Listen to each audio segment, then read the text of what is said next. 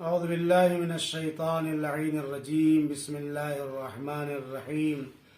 وصلى الله على محمد وآله الطيبين الطاهرين المعصومين ولعنة الله على أعدائهم أجمعين. أما بعد،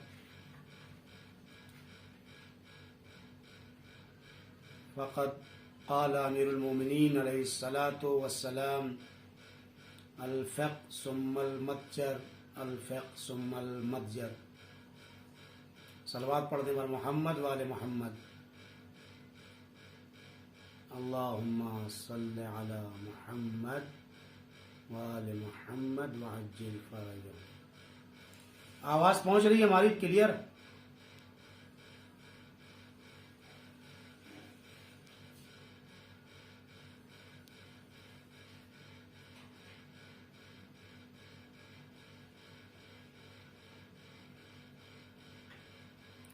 آواز پہنچ رہی ہے؟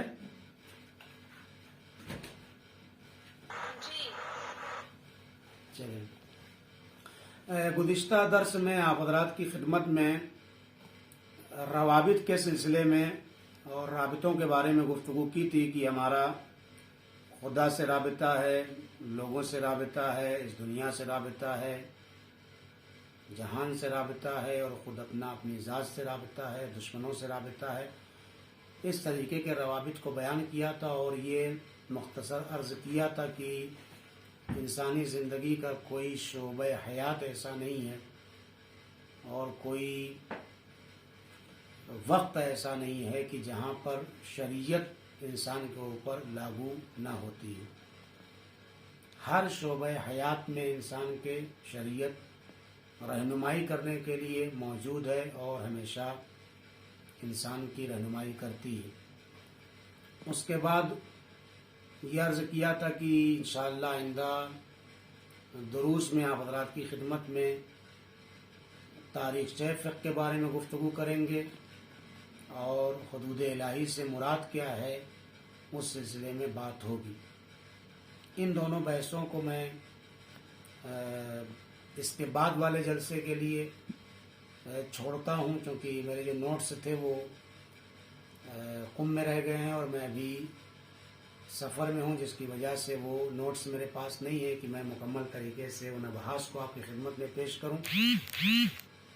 ان کے بعد جو گفتگو کرنی تھی وہ بحث میں مختصر آپ کی خدمت میں پیش کر دوں گا، کیونکہ جو پہلا باب ہے اجتہاد اور تقلید کا، اسی میں بہت سارے شبہات انسان کے موجود ہیں اور آج کے دور میں بالخصوص مختلف جگہوں سے مرجعیت کی مخالفت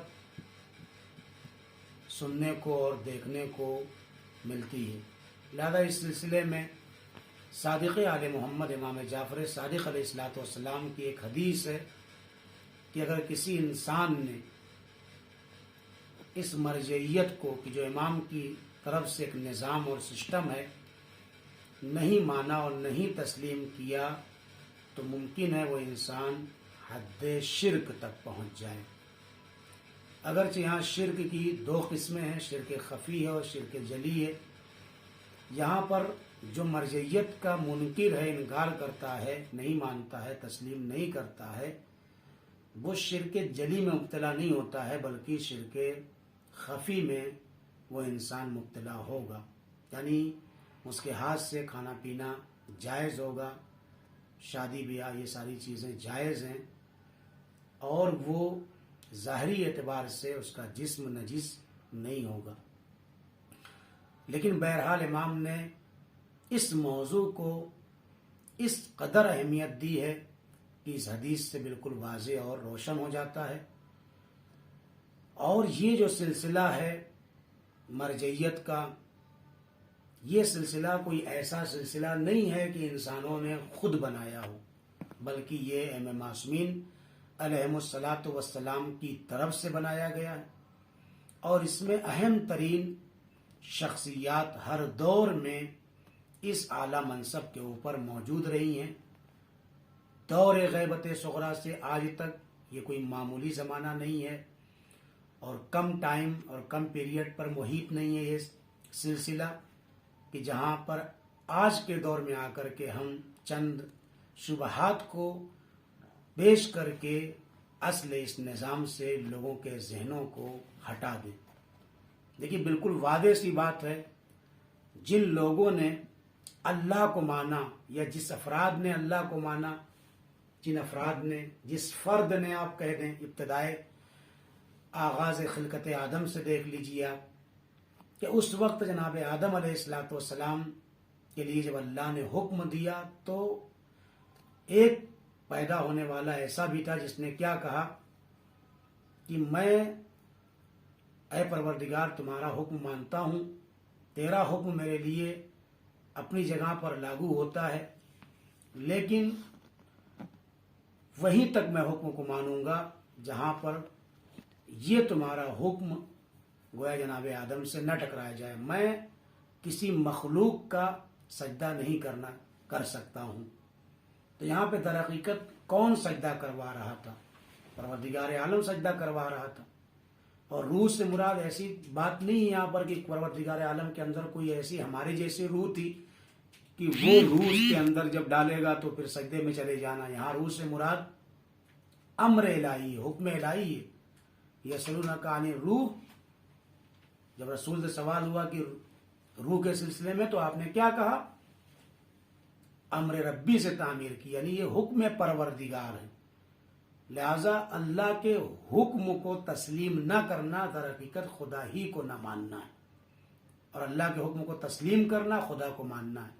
تو وہ تو اللہ کو مانتا تھا جو شیطان بنا، جو جن تھا، لیکن اس نے سجدہ آدم سے انکار کر کے بتایا کہ میں خدا کو مانتا ہوں لیکن خدا کی نہیں مانوں گا۔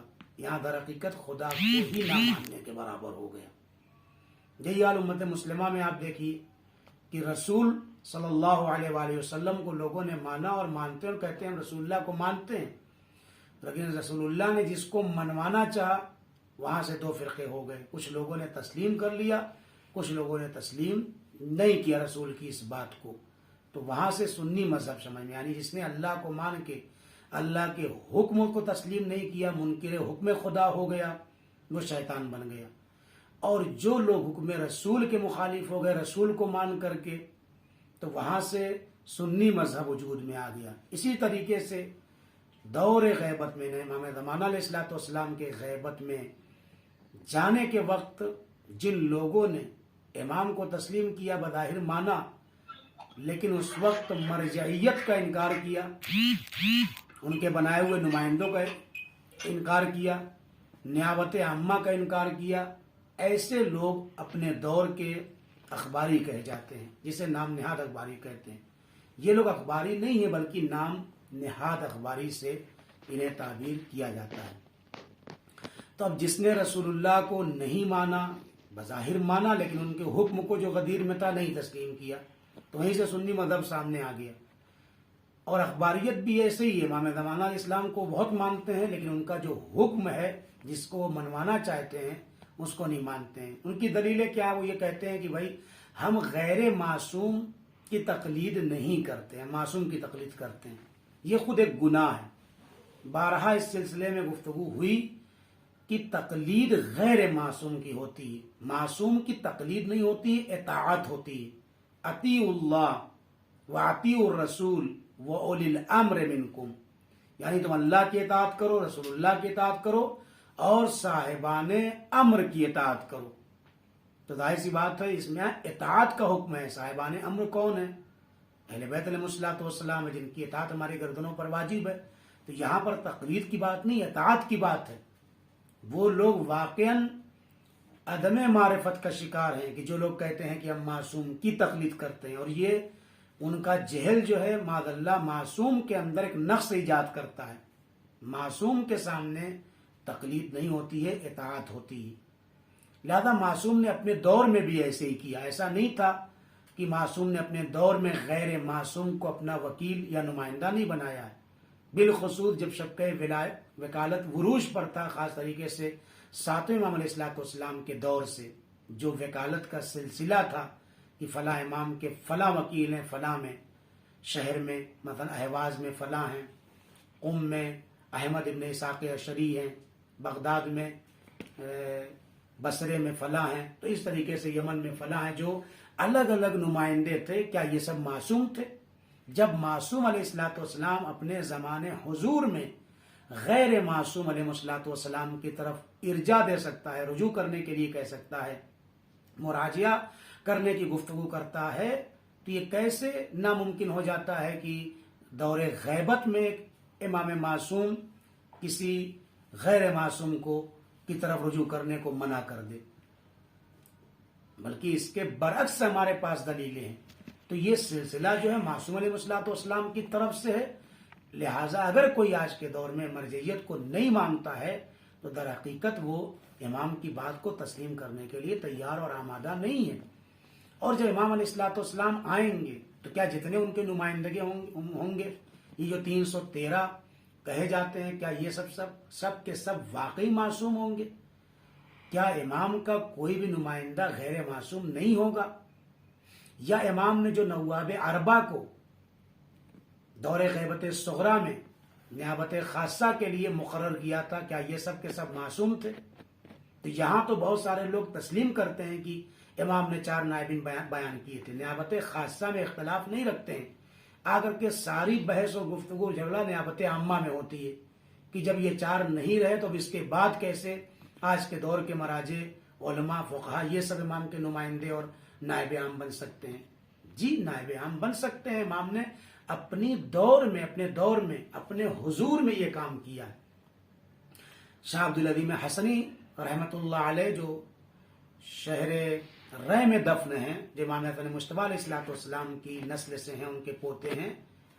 ایک شخص وہاں سے مسئلہ پوچھنے کے لیے شہر رے سے جب بغداد امام ہادی علیہ الصلوۃ والسلام کی خدمت میں پہنچا تو امام علیہ الصلوۃ والسلام نے یہی کہا تھا کہ ان مسائل کے لیے اتنے طولانی اور لمبے سفر کی ضرورت نہیں ہے. تم ہمارا نمائندہ، ہماری طرف سے وکیل سرزمین شہر رے پر موجود ہے. آئندہ جب تمہیں کبھی ضرورت پڑے گی تو ان کی طرف تم مراجعہ کرنا، رجوع کرنا، ان سے مسئلہ پوچھ لینا. وہ گویا ہماری طرف سے مسئلے کو بتاتے ہیں. یہ کیا ہے یہاں پر؟ ایک طرح سے یہ بھی نیابت ہے. امام نے غیر معصوم کی طرف مراجعہ کرنے کے لیے کہا ہے. یہ تو میں نے نمونے کے طور پر ایک پیش کیا ہے، ورنہ آپ تاریخ میں جا کر کے مطالعہ کریں گے تو 5 امام کے دور میں، 6 امام علیہ الصلوۃ والسلام کے دور میں پورا ایک سلسلہ تھا. مسلم سے فرمایا کہ تم مسجد نبوی میں بیٹھ کر کے فتویٰ دو. خوب یہ فتویٰ دینا اور فتوے کے اوپر عمل کرنا یہ ظاہر سی بات ہے مقلدین کا کام ہے. اور جہاں جہاں امام کا حکم موجود ہے، نص موجود ہے، صراحت کے ساتھ ہے، وہ سارے مرحلے میں امام کی اطاعت کرتے ہیں. بقیہ جگہوں پر ہم بالخصوص آج کے دور میں ہم مراجع کرام کی اطاعت نہیں، تقلید کرتے ہیں. اور معصوم کی تقلید نہیں کی جا سکتی ہے، اس کی اطاعت کی جائے گی.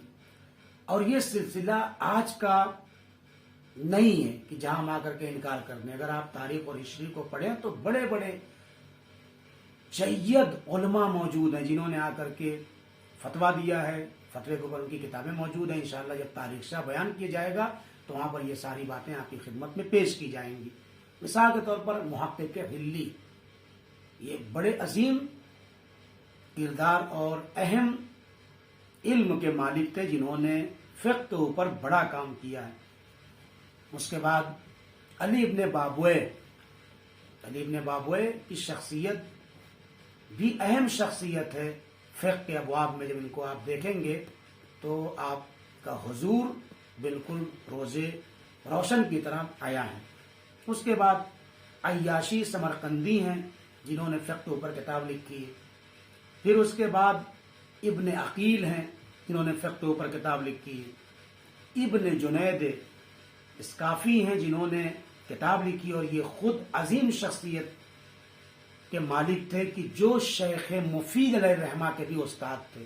ابن جنید استاد شیخ مفید تھے، اور انہوں نے 50 کتابیں، عظیم کتابیں لکھی ہیں، جن میں سے بعض کتابیں اس فقہ کے ابواب کو اجاگر کرتی ہیں. اس کے بعد خود شیخ مفید ہیں. علم الہدیٰ ہیں جنہوں نے انتصار، جمل العلم والعمل جیسی عظیم فقہ کے اوپر کتاب لکھی ہے. شیخ طوسی ہیں جنہوں نے فقہ کے اوپر عظیم کتابیں لکھی ہیں. ابن براج ہیں جنہوں نے کتاب لکھی، ابو الصلاح حلبی ہیں، سالار دیلمی ہیں، یہ سب اس زمانے میں عظیم شخصیتوں کے مالک افراد تھے اور جنہوں نے واقعاً فقہ کے اوپر کام کیا ہے۔ لہٰذا مرجعیت کا سلسلہ دور غیبت سے شروع ہوا۔ اچھا، اس سے پہلے بھی فقیہ کا لفظ آپ نے سنا ہے کربلا میں، جہاں الگ سے کسی کی اگر زری بنی ہے آج مولا عباس اور امام حسین علیہ السلام کے بعد، تو ظاہر ہے وہ حبیب نے مظاہر ہیں۔ ابراہیم مجاب تو بعد میں پیدا ہوئے ہیں، وہ ساتھ علیہ السلام کے ہوتے ہیں، الگ سے جو زری بنی ہے، ورنہ واقعات کربلا میں جو 72 شہداء ہیں ان میں سے آپ دیکھ لیں فقیہ کی الگ سے زری بنائی گئی ہے۔ یہ خود اہمیت دینا ہے امام علیہ السلام کا، ایک فقیہ کا۔ لہذا تھوڑی دیر میں آ کے ایک مسئلہ ہمارے سمجھ میں نہیں آیا اور آنے کے بعد آ کر کے لان تان شروع کر دیتے ہیں۔ آج کا ماحول ایسا ہے، لوگ الٹا سیدھا اور الٹی باتیں کرنے لگتے ہیں۔ واقعاً افسوس کی بات ہے، یہاں پر ہم کو سوچنا چاہیے کہ جہاں ائمہ نے احترام کرنے کے لیے کہا ہے، جہاں ائمہ نے ترغیب دلائی ہے، جہاں ائمہ نے ان کی عظمت بیان کی ہے، ہمارے ایک مسئلہ اگر سمجھ میں نہیں آ رہا ہے تو ہم آ کر کے اس کو غلط انداز سے پکارنے لگے اور نام لینے لگے یا پورے سسٹم کو خراب کرنے لگے، یہ قطعاً شیعان حیدر کرار کی شان نہیں ہو سکتی۔ پہلی بات یہ ہے کہ میں آپ سے بالکل واضح طریقے سے بات کر دوں، ہماری جو شریعت ہے، شریعت محمدیہ فقہ جو جعفری ہمارا ہے، ظاہر سی بات ہے اس میں کسی طرح کی کوئی پابندی نہیں ہے کہ تقلید کرنا واجب ہے آپ کے لیے۔ دیکھیے 3 سلسلے ہیں، اخلاقیات ہے، عقائد ہے، اس کے بعد احکامات ہیں جو ہمارا موضوع ہے۔ جہاں تقلید کرنے کو شریعت نے بالکل منع کر دیا ہے وہ عقائد ہیں۔ عقائد میں آج لوگ تقلید کرنے کے لیے تیار ہیں اور کرتے ہیں۔ خدا کو کیوں مانتے ہیں؟ اس لیے فلاں لوگ مانتے ہیں، ہم بھی مان رہے ہیں۔ دلیل کیا ہے؟ جوان سے اگر پوچھا جائے تو جوان لوگ دلیل دینے کے لیے تیار نہیں ہیں، نہ دے پاتے ہیں۔ جبکہ امام معصومین نے کیا کہا؟ یہاں پہ تقلید نہ کرو، لیکن ہم تقلید وہیں پہ کرنا چاہتے ہیں۔ اور جہاں تقلید کرنے کے لیے معصومین نے کہا ہے کہ کرو، وہاں ہم علتوں کے چکر میں رہتے ہیں کہ اس حکم کو کیوں واجب کیا گیا ہے۔ ہم جب علتوں کے چکر میں آ جائیں گے تو کہ علتوں کے چکر میں جو فقہ میں آ کے تلاش کرتا ہے، وہاں سے وہ ایمان نہیں بچتا ہے اس کا، وہاں پہ آپ سمجھ لیجئے کہ شیطنت شروع ہو گئی ہے اس کی۔ علت کے تلاش میں جو انسان یا جو جنات گیا ہے وہ شیطان ہے۔ پروردگار میں کیوں اس کا سجدہ کروں؟ کیونکہ میرے سامنے یہ مٹی سے بنے، میں آگ سے بنا ہوں۔ وجہ بیان کر دے، یعنی سجدے کا حکم آنا وہ علتوں کے تلاش میں چلا گیا۔ علت تلاش نہیں کی جا سکتی ہے فقہ کے اندر۔ ہاں آپ کو پتا چل جائے کہیں سے وہ ایک الگ مسئلہ ہے، لیکن آپ کے اوپر تعبداً واجب ہے کہ آپ اس کی بات کو مانیں۔ تو آزاد چھوڑ دیا عقائد کے مسئلے میں کہ آپ تقلید نہیں کریں گے، حرام ہے، آپ خود جائیے دلیلوں سے تحقیق کیجیے، آپ کے پاس دلیلیں ہونا چاہیے۔ وہاں پہ ہم کمزور ہیں، ہمارے پاس ادلہ نہیں ہوتی ہے اور اس کے اوپر ڈسکشن بہت کم ہوتے ہیں، جبکہ یہاں پہ زیادہ ضرورت ہے۔ اخلاقیات اس کے لیے حدیثیں موجود ہیں، آپ وہاں پر خود عمل کرتے ہیں، اس میں تقلید کا کوئی ایسی بات نہیں آتی ہے۔ جہاں جو اخلاق مرتبط ہوتے ہیں جا کر کے فقہی ابواب سے، وہاں خود فتاوے موجود ہیں۔ تو بہرحال اخلاقیات میں پورا چیپٹر ایسا نہیں کہ جہاں آپ کو تقلید کرنا ہے، وہاں پر سنت اور سیرت پیغمبر بھی موجود ہے، علماء کی جو سیرت ہے، متشارعین کی جو سیرت ہے، وہ ساری چیزیں آپ کے سامنے ہیں، آپ اس کو دیکھ کر کے عمل کریں حدیث کے مطابق، اگر حدیث صحیح ہے۔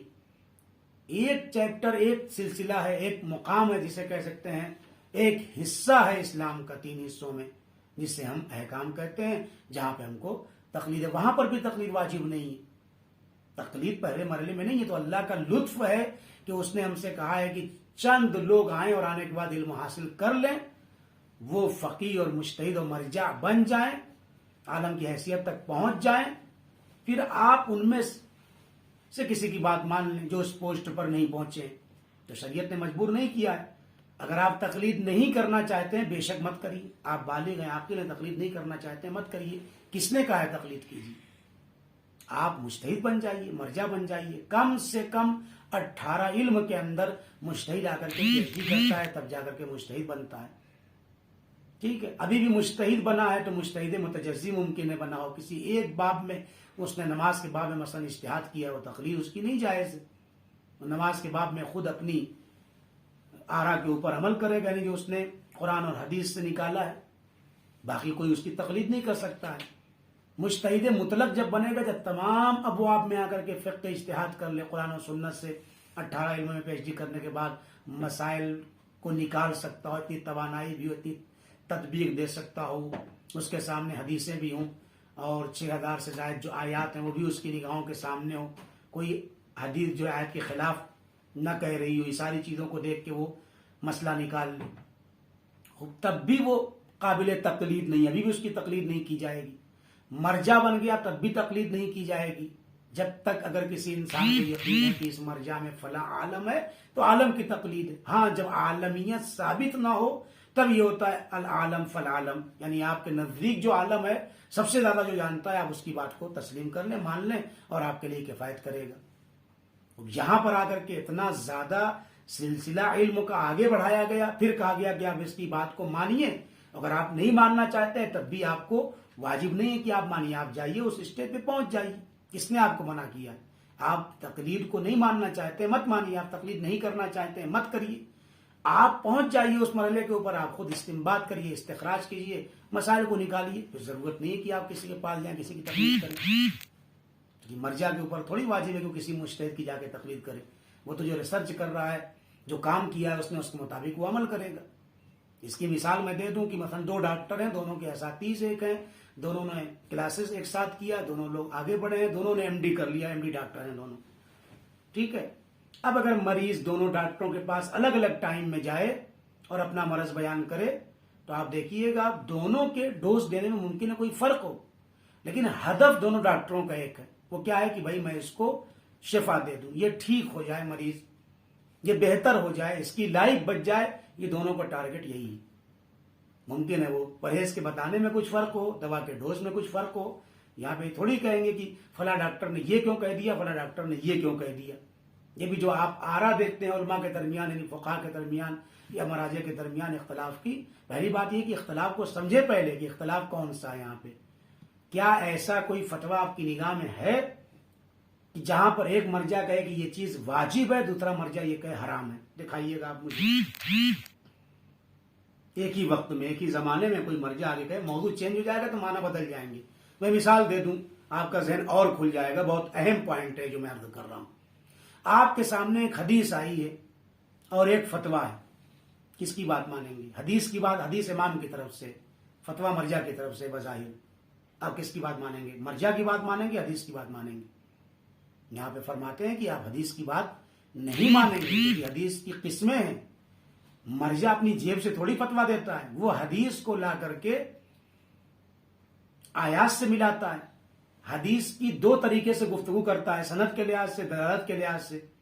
سند کے لحاظ سے کیسے گفتگو کرتا ہے؟ سند کے لحاظ سے اس طریقے سے گفتگو کرتا ہے کہ بھائی اس حدیث کی سند میں مثلا 10 آدمی ہیں، امام معصوم سے لے کر کے ہم تک، اب یہ 10 آدمی کے بارے میں آگر کے گفتگو کرتا ہے ایک مرجع کہ بھائی یہ شخص کہتا تھا جھوٹا تھا، سچا تھا، مومن تھا، غیر مومن تھا، شیعہ تھا، سنی تھا، کس مکتب فکر کا انسان یہ تھا، اس کی زندگی کیسی تھی، کہاں کا رہنے والا تھا، کیا کرتا تھا، بالخصوص معتبر آدمی تھا کہ غیر معتبر تھا، یہ قابل غور ہے، معتبر آدمی تھا کہ غیر معتبر تھا، یہ سب دیکھنا پڑتا ہے۔ جب یہ سب پوری چیزیں آ کے تحقیق کر لیتا ہے تو فتویٰ دیتا ہے، ہو سکتا ہے یہ حدیث خود ضعیف ہو سکتا ہے چلیے سند کے اعتبار سے صحیح ہو، سب لوگ صحیح ہو، سب سچے ہو، 10 آدمی جو ہیں، پھر وہ سند کے اعتبار سے آگے گفتگو کرتا ہے۔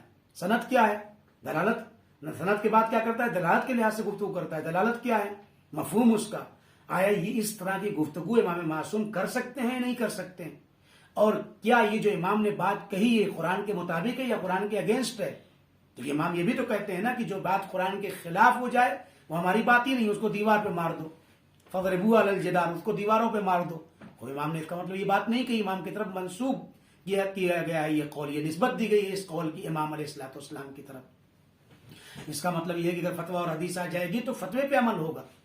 میں نے جو بات یہ کہی کہ ایک ہی وقت میں کوئی ایک ایسا مسئلہ، اختلاف تو یہاں پر ہوگا نا، ایسا اختلاف دکھائیے آپ کہ یہ 2 مرجع ہوں، ایک کہہ رہا ہو یہ چیز واجب ہے، دوسرا کہہ رہا ہو حرام ہو۔ ہاں یہ تو کہہ سکتا ہے مرجع، ایک مرجع کہہ رہا ہو حرام ہو، دوسرا مرجع خاموش ہو، یا ایک مرجع کہہ رہا ہو کہ حرام ہو، دوسرا مرجع جو ہے اس سلسلے میں احتیاط واجب کا قائل ہو، یا یہ بھی ہو سکتا ہے کہ ایک مرجع آ کر کے کہے کہ بھائی فلاں چیز جو ہے وہ حرام ہے، اور دوسرا مرجع آ کر کے کہے کہ احتیاط مستحب ہے. یہ تو ہو سکتا ہے، لیکن یہ کوئی آپ صراحتاً دو مجتہد کا فتویٰ نہیں دکھا سکتے ہیں کہ جہاں پر آ کر کے مرجع یہ کہے کہ یہ واجب ہے وہی چیز، اور دوسرا مرجع اسی چیز کے بارے میں کہے کہ حرام ہے. اگر اس طرح کی کہیں کنڈیشن ہے تو سمجھ لیجئے کہ آپ مرجعیت میں اختلاف ہے. ایسی چیز آپ ہم کو دکھا نہیں سکتے. میں نے پھر کہا آپ سے تقلید واجب نہیں ہے آپ کے اوپر. واجب جب ہے کہ جب آپ اس منصب تک نہ پہنچے، آپ مرجع نہیں بنے تو واجب ہے، تب بھی واجب نہیں. مرجع بھی آپ نہیں بنے اور مقلد بھی نہیں بننا چاہتے ہیں آپ، ٹھیک ہے، تب بھی آپ نے مقلد بنیے نہ مرجع بنیے، آپ محتاط بن جائیے، احتیاط پہ عمل کیجیے.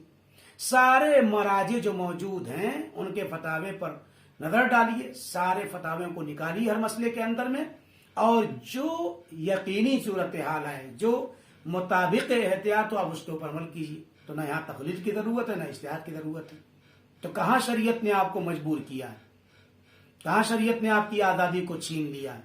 جیسا میں نے اس کے پہلے عرض کیا تھا، شریعت آپ کی زندگی کو محفوظ بنانے کے لیے آیا تھا. اس کے راستے یہ 3 بتائے ہیں کہ تم محفوظ اگر بننا چاہتے ہو، ہونا چاہتے ہو، تو تم یا تو مرجع بن جاؤ، تو صحیح طریقے سے اللہ کے احکام کے اوپر عمل کر سکتے ہو. نہیں بن سکتے ہو تو مقلد بن جاؤ. آپ کو مقلد ہونا نہیں پسند ہے، نہیں بننا چاہتے ہو، تو اتنا علم حاصل کر لو کہ تم محتاط بن جاؤ، احتیاط پہ عمل کرو. مثال کے طور پر یہ اقامہ کا مسئلہ ہے. اگر ایک مرجع منع کر رہا ہے، پہلی بات تو یہ ہے کہ ہم جس ڈاکٹر کے پاس جاتے ہیں اسی کی بات کو مانتے ہیں. ایسا نہیں ہے کہ دکھاتے ہیں اس ڈاکٹر کو اور دوا کھاتے ہیں دوسرے ڈاکٹر کی. پہلی بات یہ ہے کہ یہ مسئلہ بالکل واضح ہے. آپ اگر ان کے مقلد ہیں تو آپ کو نہیں کرنا ہے، آپ اگر دوسرے مرجع کے مقلد ہیں تو آپ کو اختیار ہے کہ آپ کریں نہ کریں. کسی نے واجب تو نہیں کہا ہے، ابھی تک کوئی مرجع ایسا نہیں پیدا ہو جس نے واجب کہا ہو کرنا، تو یہاں پر آپ کو اختیار ہے. اچھا، دوسرا اگر کسی نے منع بھی کر دیا ہے تو اس کا آپ سے کیا ربط اگر آپ اس کے مقلد نہیں ہیں، وہ آپ کا مرجع نہیں، آپ کا وہ ڈاکٹر ہی نہیں ہے. تو آپ کا جو ڈاکٹر ہے آپ اس کی طرف مراجعہ کیجیے کہ بھئی یہ پریشانی ہے، مجھے کیا کرنا ہے، وہ آپ کو جو جواب دے اس کے مطابق آپ عمل کیجیے. تو یہ قابل غور بات ہے. یہاں پر اختلاف نہیں ہے، اختلاف ہم سمجھتے ہیں، ہمارے ذہنوں میں اختلاف ہے. آپ کوئی بھی مسئلہ مجھے دکھائیے گا ایسا جہاں موضوع بھی چینج نہ. میں بھی آپ کو کئی مثالیں دے سکتا ہوں کہ آپ کو لگے گا اختلاف ہے. خون کا بیچنا اور خریدنا ائمہ کے دور میں کیسا تھا؟ حرام تھا، اس کا کوئی استعمال نہیں تھا. آج جب میڈیکل سائنس نے ترقی کر لی اور اس مرحلے تک پہنچ گیا ہے میڈیکل سائنس کی ایک انسان کے جسم سے خون نکال کے دوسرے انسان کے جسم میں ڈال کر کے دوسرے انسان کی لائف کو بچا سکتا ہے. خوب چونکہ موضوع چینج ہو گیا ہے یہاں پر، تو کیا آج مراجع کرام جتنے بھی ہیں کوئی حرام قرار دیتا ہے خون کا بیچنا یا خریدنا؟ حرام قرار نہیں دیتے ہیں. کوئی مرجع نہیں منع کر سکتا ہے. جبکہ پہلے چونکہ اس کا استعمال آیان نجسہ میں سے کل بھی تاج بھی ہے، اور آیان نجسہ کا خریدنا بیچنا جائز نہیں تھا کیونکہ کسی استعمال میں بھی یہ نہیں تھا. اس دور میں کیا کرتے آپ خریدتے، لہذا حرام تھا. نہ اس کا منفع اخلائی تھا، نہ کسی ایسی چیز میں فائدے میں استعمال ہوتا تھا کہ کسی کی جان بچا لے، کچھ بھی نہیں ہوتا تھا. آیان نجسہ میں سے یہ خون تھا، لہذا بیچنا اس کا حرام تھا. لیکن آج کے دور میں جب میڈیکل سائنس ترقی کی تو اسے کہتے ہیں موضوع چینج ہو گیا. لہذا یہی چیز نجس آج بھی ہے، لیکن لائف کو بچانے کے عنوان سے یہ جائز ہو گیا. اور بھی دوسری مثالیں آپ لے سکتے ہیں جو اس زمانے میں حرام تھی. مثلا شطرنج کا بیچنا جو ہے وہ کھیلنا حرام ہے. کیوں حرام ہے شطرنج کا کھیلنا؟ اس لیے کہ اس میں وہ شرائط تھے کہ جو حرمت کا سبب بنتے تھے. مثال کے طور پر کیا شرط تھی؟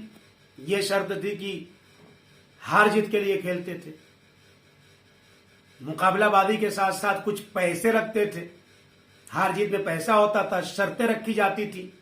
تو وہ سارے شرائط کے اور کنڈیشن کے پیش نظر جو ایک جوا میں ہوتے ہیں اس میں ہوتے تھے، لہذا اس کو کھیلنا حرام تھا. لیکن آج کے دور میں اگر کوئی آدمی وہ ساری شرطوں کو ہٹا دے جو اس زمانے میں تھی، صرف موڈ فریش کرنے کے لیے کھیلے، نہ اس میں پیسے کو رکھے، نہ کسی اور سلسلے کو رکھے، نہ کچھ اور کام کرے، تو ایسے موقع پر صرف ٹائم پاس کے لیے اگر وہ کھیل رہا ہے، ان کنڈیشنوں کو ہٹا دیتا ہے جو پہلے کی تھیں، جس کی بنیاد پہ حرام تھا، تو اس کو کہتے ہیں موضوع چینج ہو گیا ہے، وہی چیز کھیلنا جائز ہو جائے گی۔ لیکن اگر وہی ساری کنڈیشن جو امام نے بتائی تھی اس کے ساتھ آج کے دور میں انسان کھیل رہا ہے، تو بھی حرام رہے گا۔ اس کا مطلب یہ کہ موضوع کے چینج ہونے سے حکم بھی چینج ہو جاتا ہے، بدل جاتا ہے۔ تو کیا اس کو اختلاف کہیں گے؟ اختلاف نہیں کہیں گے۔ کوئی آ کر کے موضوع کو مشخص کر دیتا۔ میں نے اس کے پہلے بھی عرض کیا تھا، احکام کیا ہے؟ کتنے ہیں احکام؟ احکام کی جو قسمیں ہیں حکم کی، حکم الہی کی 5 ہے۔ واجب ہے، حرام ہے، مستحب ہے، مکروہ ہے، مباح ہے، اور تو نہیں چھٹا کوئی ہے۔ جس وقت مرزائے شیرازی، بزرگ مرزائے شیرازی آئے تھے، عراق میں موجود تھے، اور جب برٹش سے ایران کا معاملہ ہوا تھا تمباکو کا اور تیل کا، تو وہ تو ایران کے نہیں تھے، ایران میں معاملہ ایران کا تھا اور عراق میں تھے۔ وہ عراق میں بیٹھ کر بھی انہوں نے کیا کہا تھا؟ یہ کہا تھا کہ تمباکو پینا حرام ہے؟ نہیں کہا تھا۔ مکروہ ہے؟ نہیں کہا تھا۔ واجب ہے؟ نہیں۔ مستحب ہے؟ نہیں۔ ان 5 چیزوں میں سے کسی کا نام لیا تھا؟ نہیں نام لیا تھا۔ کیا کہا تھا؟ کہ آج کے دن سے تمباکو نوشی یعنی تمباکو کا پینا امام زمانہ علیہ الصلوۃ والسلام سے جنگ کرنے کے برابر ہے۔ آج سے اس چیز کا عمل یعنی حقہ پینا، تمباکو کا استعمال کرنا، امام زمانہ علیہ السلام سے جنگ کرنا ہے۔ خوب یہاں پہ نہ تو واجب آیا، نہ تو مستحب آیا، نہ مکروہ آیا، نہ حرام آیا، نہ مباح آیا، کوئی لفظ سے نہیں ہے۔ حکم تو انہوں نے بیان نہیں کیا نا، انہوں نے موضوع مشخص کر دیا کہ بھائی یہ کام امام زمانہ علیہ السلام سے جنگ کرنے جیسا ہے، اور یہ پہلے سے ثابت ہے، حکم ثابت ہے پہلے سے، موضوع یہاں پہ مشخص کیا انہوں نے، حکم پہلے سے ثابت ہے۔ حکم کیا ہے؟ امام زمانہ علیہ السلام سے جنگ کرنا حرام ہے، تو اس کا لازمہ یہی بنا۔ انہوں نے کیا کیا کہ حرمت کا فتویٰ نہیں دیا، انہوں نے کہا تمباکو نوشی، تمباکو کا پینا امام زمانہ علیہ السلام سے جنگ کرنے جیسا ہے۔ حرام حرام نہیں کہا انہوں نے، لیکن اس کا نتیجہ یہ نکلتا ہے۔ انہوں نے کیا کیا؟ اسے کہتے ہیں آ کر کے موضوع کو مشخص کر دینا کہ یہ کام اس وقت امام زمانہ اسلام سے جنگ کرنے جیسا ہے۔ موضوع جب مشخص ہو گیا اور وہ حکم پہلے سے ثابت ہے کہ امام زمانہ علیہ السلام سے جنگ کرنا جائز نہیں، حرام ہے، لہذا وہ حکم بھی آ گیا۔ لہذا یہ اس طریقے سے کہیں کہیں موضوع کے بدلنے سے حکم بدل جاتا ہے۔ وہاں پہ آ کر کے آپ نہیں کہہ سکتے ہیں کہ یہ اختلاف کی بات ہے، یا فلاں ایسا کہتے تھے یہ ایسا کیوں کہتا ہے۔ ہر مجتہد کا اپنا الگ اجتہاد ہے، وہ بھی وہ اجتہاد قرآن، حدیث اور علم رجال، درایا، اجماع، عقل، اس کے علاوہ اور جو علوم ہیں، تفسیر کا علم ہے، فقہ کا علم ہے، اصول کا علم ہے، منطق کا علم ہے، فلسفے کا علم ہے، علم معنی کا علم ہے، لغت کا علم ہے، بیان کا علم ہے، اس کے علاوہ بہت سارے ہیں۔ ان ساری نحو ہے، صرف ہے، یہ سارے علوم کو بیٹھ کر کے وہ پڑھتا ہے، لکھتا ہے، پی ایچ ڈی کرتا ہے، پھر وہ آ کر کے مہارت حاصل کرتا ہے، تشخیص دیتا ہے کہ بھائی یہ جو مسئلہ مجھ سے پوچھا گیا یہ قرآن اور حدیث کی روشنی میں ایسا ہے۔ تو اس کو ہم اختلاف کی طرف نہ لے جائیں، اس سلسلے کو آگے بڑھائیں۔ ہماری ذمہ داری، کہیں بھی اگر اس طرح کی گفتگو ہو رہی ہے تو آپ اس سے خود بچیں اور پرہیز کریں اور دوسروں کو بھی بچائیں، کیونکہ واقعاً حالات ہمارے ملک کے بہت تیزی سے بدل رہے ہیں، جو میں محسوس کر رہا ہوں، دیکھ رہا ہوں، اور ضرورت ہے کہ ان موضوعات کے اوپر گفتگو ہو اور اس کو واضح کیا جائے۔ سب سے پہلی بات یہ ہے کہ 10 مرجع میں آپ کو 10 سے کوئی سروکار نہیں، آپ کا اپنا ایک مرجع ہوگا۔ آج کے دور میں تو ایک کاروبار بنا رکھا ہے، جس فلاں مرجع نے اگر فلاں فتویٰ دے دیا میرے فائدے کے لیے ہے تو میں اس کی تقلید کروں گا۔ یہ تقلید کا بدلنا کہاں سے آ گیا؟ تقلید کا بدلنا اختیاری نہیں ہے، اضطراری ہے۔ آپ پہلے تحقیق کر لیجئے، اس کے بعد آپ اپنا مرجع معین کر لیجئے، جہاں آپ کو یہ ثابت ہو جائے کہ بھئی سب سے پڑھا لکھا میری نگاہ میں یہی ہے، آپ نے ثابت ہو گیا آپ کے نزدیک، تو آپ اس کو مانیے۔ اب اس کو مان رہے ہیں، آپ کا وہی ڈاکٹر ہے، آپ ہر مسئلے میں اس کی طرف رجوع کریں گے۔ اب دوسرا کیا کہتا ہے آپ سے اس سے کوئی مطلب نہیں، کیونکہ دوسرا آپ کے لیے وہ مرجع کی حیثیت نہیں رکھتا ہے۔ ممکن ہے دوسرے کے لیے، دوسرے مقلدین کے لیے اس کی بات حجت ہو جو اس کے مرجع یقیناً ہے، آپ کے لیے تو کوئی مسئلہ نہیں ہے نا، اس میں کہاں سے اختلاف آ گیا بھائی؟ ٹھیک ہے نا۔ اب تقلید جو بدل رہے ہیں، مثلا کسی مرجع نے کہہ دیا کہ خمس جو نکلا ہوا پیسہ ہے اگر وہ کسی کو دیا گیا بالخصوص طالب علموں کو. تو اس کے بعد اگر تھوڑا بہت بچ گیا ہے تو چونکہ یہ مال ایسا تھا جو پہلے تو خمس نکلا ہوا مال اس کو دیا گیا تھا، جسے کہتے ہیں مخمس، اس پر خمس نہیں. ٹھیک ہے نا. تو کیا سارے طلاب اور جتنے مولانا لوگ ہیں سب لوگ اس مرجع کی تقلید میں آ جائیں کیونکہ فائدہ ہے کہ جو کچھ بچے گا وہ جو ہے وہ ہمارا اپنا ہو جائے گا؟ اگر واقعی یہی فائدے کے لیے لوگ کرنا ہے، مقصد یہی ہے کہ صرف فائدہ ہی اٹھانا ہے، تو سب پلٹ کے آ جائیں گے اس کی طرف. کیا یہاں تقلید اس فائدے کے لیے بدل سکتے ہیں؟ نہیں بدل سکتے. بدلنا تقلید کا کہاں ہے؟ کہہ رہے ہیں تقلید کے بدلنے کے مورد میں سے ایک مورد یہ ہے کہ انسان کو جب یقین حاصل ہو جائے کہ جس مرجع کی میں تقلید میں تھا اس کا علم فلاں مرجع سے مجھے کم لگ رہا ہے، فلاں مرجع کے بارے میں نے تحقیق کی تو مجھے یقین حاصل ہو گیا کہ بھائی یہ صاحب ان سے کہیں زیادہ معلومات میں آگے ہیں، ان کی جو ہے فقہ ہے اور ان کے جو فتاوے ہیں ان سے مضبوط ہیں، دلیلیں مضبوط ہیں، جو بھی سلسلہ ہے آپ مطمئن ہو جائیں کہ ان کا علم ان سے کہیں زیادہ ہے. تو آپ کے لیے اب جائز نہیں، اسی لہجے آپ کو تقلید بدلنا پڑے گی کہ بھئی اب اس کی تقلید سے ہٹ کر کے میں ان کی تقلید میں جا رہا ہوں کیونکہ میری نگاہ میں یہ کم ہیں اور وہ سب سے زیادہ پڑھے لکھے ہیں. تو یہ اختیاری نہیں، اپنے فائدے کے لیے آپ نہیں آئیں گے، جہاں چاہیں گے تقلید کریں گے، جہاں چاہیں گے تقلید نہیں کریں گے. یہ بات قطعاً صحیح نہیں ہے. جب چاہا تقلید چینج کر لیا، جب چاہا تقلید چینج نہیں کیا. یہ تو باقاعدہ رسم ہونی چاہیے. ہمارے انڈیا میں برتھ ڈے لوگ مناتے ہیں، 2-2 لاکھ 4-4 لاکھ روپے تک خرچ کرتے ہیں، ہم نے سنا ہے بعض علاقوں میں. لیکن جب بچہ بالغ ہوتا ہے تو اس کا جشن تکلیف جو ایران میں مناتے ہیں وہاں نہیں مناتے ہیں. جبکہ اگر دیکھا جائے روایات کی روشنی میں تو برتھ ڈے کی کوئی حیثیت نہیں ہے شرعی. اب اس کو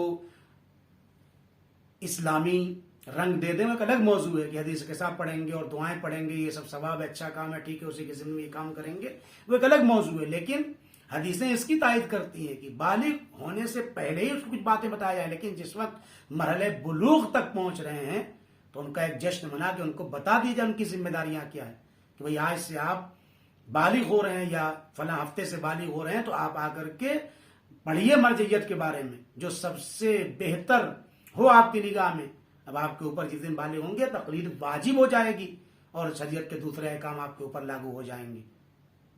ایک دن بھی شریعت میں نہیں کہا گیا ہے کہ آپ بغیر تقلید کے گزاریں، کیونکہ دور حاضر میں وہی ہے امام علیہ الصلوۃ والسلام کی طرف سے نائب عام، اور ان میں سے کسی ایک کی بات کو ماننا پڑے گا ورنہ یہ عمل آپ کا قابل قبول نہیں ہوگا. یہ بہت اہم مسئلہ ہے. تو تقلید میں پہلی بات یہ ہے کہ اختلاف نہیں ہے جو ہم سوچتے ہیں. مراجع کے درمیان بھی اختلاف نہیں، نظریاتی اختلاف اس طریقے سے ہیں جہاں 2 ڈاکٹروں کے درمیان ہوتے ہیں، جہاں 2 ڈاکٹر کے ساتھ ساتھ 2 آرکیٹیکٹ انجینئروں کے درمیان ہوتے ہیں. آپ آئیے نقشہ دیجئے 100 میٹر زمین کا، وہ اپنے سلیقے کے اعتبار سے بنائے گا، وہ اپنے سلیقے کے اعتبار سے بنائے گا، لیکن دونوں کا ٹارگٹ اور ہدف اور مقصد کیا ہوگا کہ اس چھوٹی سی زمین کے اوپر اچھی طریقے سے چیز بن جائے اور فائدہ مند ہو اور کوئی بھی زمین کا ٹکڑا ضائع تباہ برباد نہ ہو. مرجع بھی آگے ہی کرتا ہے کہ آپ کی لائف کو محفوظ کرتا ہے شریعت کے حدود کے ذریعے تاکہ آپ کی یہ زندگی کامیاب زندگی ہو جائے. تو یہ اہم موضوع ہے، اس کے بارے میں مزید آپ جاننے کی کوشش کیجئے، پڑھنے کی کوشش کیجئے کہ صرف تقلید نہیں ہے اور تقلید صرف فروع دین میں ہے، اصول دین میں نہیں ہے، دوسرے ابواب میں نہیں ہے. فروع دین میں بھی جزیات میں ہے. اصل نماز میں تقلید نہیں ہے. آج تک آپ نے سنا کہ کوئی مرجع آگے کہے کہ نماز صبح 3 رکعت ہے، نماز مغرب 5 رکعت ہے؟ سنا آپ نے کبھی 1400 سال میں؟ نہیں. تو اس میں کہاں تقلید ہے؟ اصل نماز کے وجوب میں کوئی تقلید تھوڑی. اس میں جو جزئی مسائل ہیں اس سلسلے میں اختلاف ہو سکتا ہے اپنے پی ایچ ڈی اور ریسرچ کے اعتبار سے، اور ہمارے یہاں کوئی مشکل نہیں ہے. اگر خدا نخواستہ ہمارے کسی مرجع نے